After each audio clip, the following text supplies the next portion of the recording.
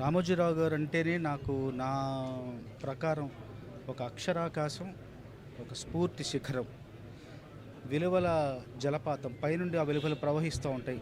ఎన్ని సంస్థలున్నాయో, ఎంతమంది వ్యక్తులున్నారో అందరిలోనూ రామోజీరావు గారికున్న దీక్ష, పట్టుదల, ఆ అంకిత భావం, ఆ ఏకాగ్రత అన్నీ కూడా ఆ పైనుంచి ప్రవహించాయి.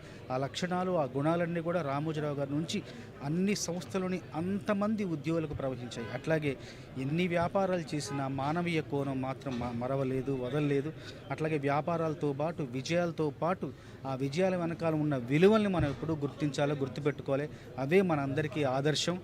రామోజీ గారి కార్యక్రమాల్లో ఒక కార్యక్రమంలో నేను భాగస్తున్నందుకు ఎంతో గర్వపడుతుంటాను.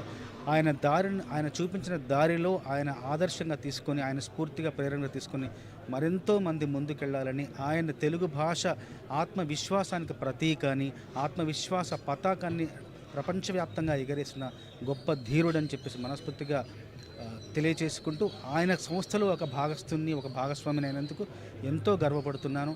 ఆయన చూపించిన దారిలో ఆయన విలువలను ఒక కిరీటంలా భావిస్తూ, కిరీటంలా ధరిస్తూ నేను ముందుకెళ్తానని మనస్ఫూర్తిగా వినియోగం చేసుకుంటాను. నేను నువ్వే కావాలి చేశాను, నృత్య దర్శకురాలుగా చేశాను.